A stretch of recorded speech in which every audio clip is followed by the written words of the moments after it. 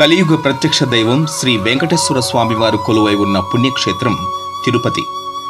ఏ నగరానికి లేని ప్రత్యేక విశిష్టత ఒక్క తిరుపతికే ఉంది. మనుషులు పుట్టినరోజు వేడుకలు జరుపుకున్నట్లే తిరుపతి నగరానికి కూడా ప్రతి సంవత్సరం పుట్టినరోజు వేడుకలు జరుపుతున్నారు. ఒకప్పుడు చిన్న గ్రామంగా వివిధ పేర్లతో పిలువబడి కాలక్రమేణా తిరుపతిగా స్థిరపడింది. అందుకు సంబంధించిన సాక్ష్యాలు శిలాశాసనాల ద్వారా మనకు లభించాయి.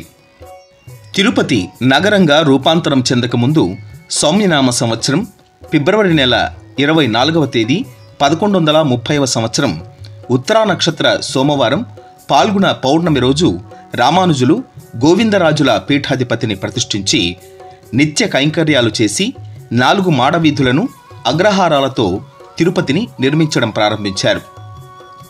ప్రపంచవ్యాప్తంగా హిందువుల ఆరాధనకు చిహ్నంగా నిలుస్తోంది తిరుపతి.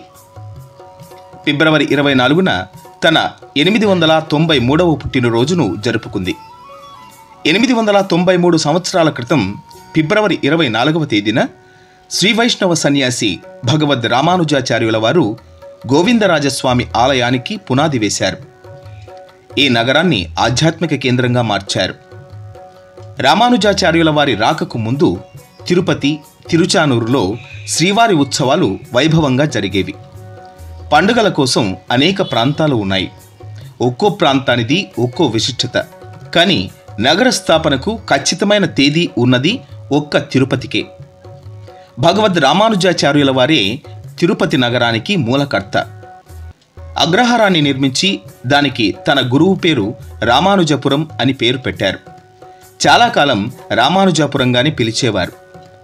అంతకుముందు గోవిందరాజపట్టణం అని, తర్వాత రామానుజపురం అని 13వ శతాబ్దం ప్రారంభం నుంచి తిరుపతి అని పిలుస్తున్నారు.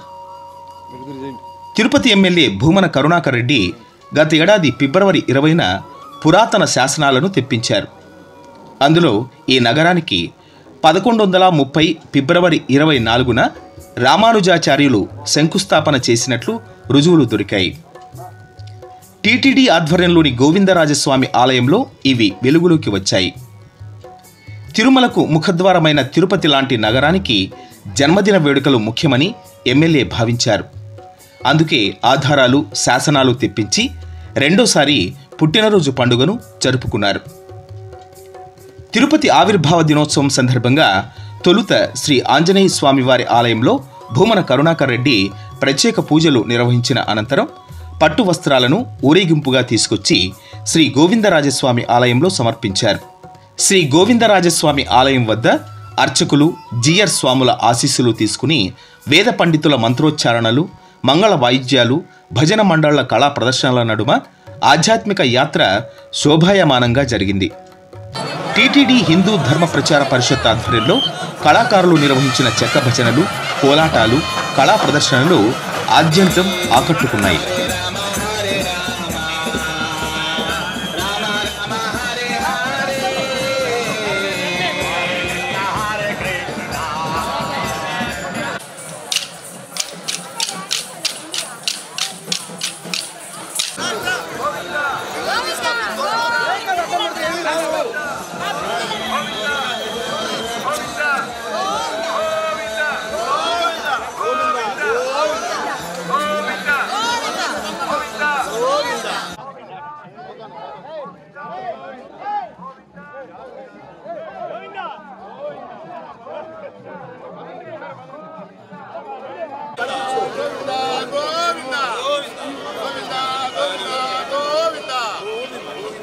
జయ జయ గోపాల జయ జయ జయ జయ గోపాల జయ జయ గోవింద జయ.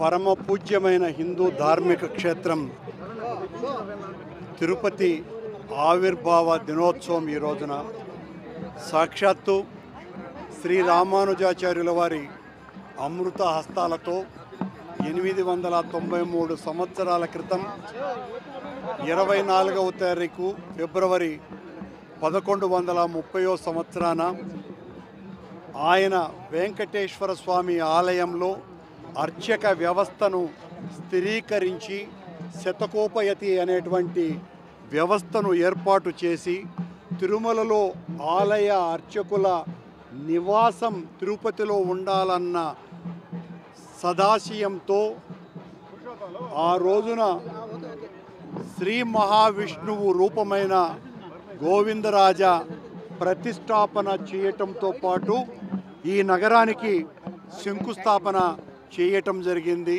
ఒక అగ్రహారంగా. ఆ తర్వాత ఇది గోవిందరాజపురంగా, ఆ తరువాత కొద్ది సంవత్సరాలకి రామానుజపురంగా, తరువాత 13వ శతాబ్దం నుంచి తిరుపతిగా బాసిల్లుతోంది. ఈ నేల పవిత్రం, ఈ మట్టి పవిత్రం, ఇక్కడ ఉన్నటువంటి అణువణువు పవిత్రమైనటువంటిది. ఈ ప్రపంచంలోనే, ఈ భూమండలంలోనే ఏ నగరానికి పల్లెకు లేని విశిష్టత తిరుపతి నగరానికి ఉన్నది. అది పుట్టినరోజు జరుపుకునేటువంటి అవకాశం, అది భగవంతుడే కల్పించినటువంటి ఒక వరం తిరుపతికి. ప్రపంచంలో అనేక రకాలైనటువంటి నగరాలు, క్రీస్తుకు పూర్వం 4000 సంవత్సరాలకు పూర్వమే ఏర్పడ్డటువంటి అక్కాడ్ దగ్గర నుంచి ఉమర్, ఉమ్మా, బాబిలోనియా, ఇలా చెప్పుకుపోతే కొన్ని Athens, Rome, Harappa, Mohenjo-daro, London దగ్గరి వరకు అనేక చారిత్రక నగరాలు విరాజిల్లినాయి, కొన్ని సమసిపోయినాయి. కానీ వేట్లకి లేనటువంటి ప్రత్యేకత ఒక్క తిరుపతి నగరానిదే. దానికి కారణం సాక్షాత్తు వెంకటేశ్వర స్వామి తన అంశగా జన్మించినటువంటి రామానుజాచార్యుల దివ్య హస్తాలతో ఈ నగరానికి శంకుస్థాపన చేసినారు. కనుకనే ఇంత పవిత్రమైన ఈ నగరంలో ఈ ఆధ్యాత్మిక వైభవోపేతమైనటువంటి పండుగను ఈ రోజున భగవత్ సంకల్పంతో తిరుపతి వాసులమందరము మేము ఇక దీన్ని ప్రతి సంవత్సరము కూడా చాలా గొప్పగా జరపాలా అన్నటువంటి ఆలోచనకు వచ్చి పోయిన సంవత్సరం కంటే ఈ సంవత్సరం మరింత వేడుకగా తిరుపతి జన్మదినాన్ని జరుపుకుంటున్నాం. భావితరాలు వేల సంవత్సరాలు ఆలయం, తిరుమల ఆలయం, భగవంతుడు ఇక్కడే ఉంటాడు. భగవంతుడు ఉన్నంతకాలం ఆయన చల్లని స్పర్శతో ఏర్పాటు చేసినటువంటి ఈ నగర పుట్టినరోజు వేడుకలు జరుగుతూనే ఉంటాయని, జరగాలని ఆ దైవ సంకల్పం.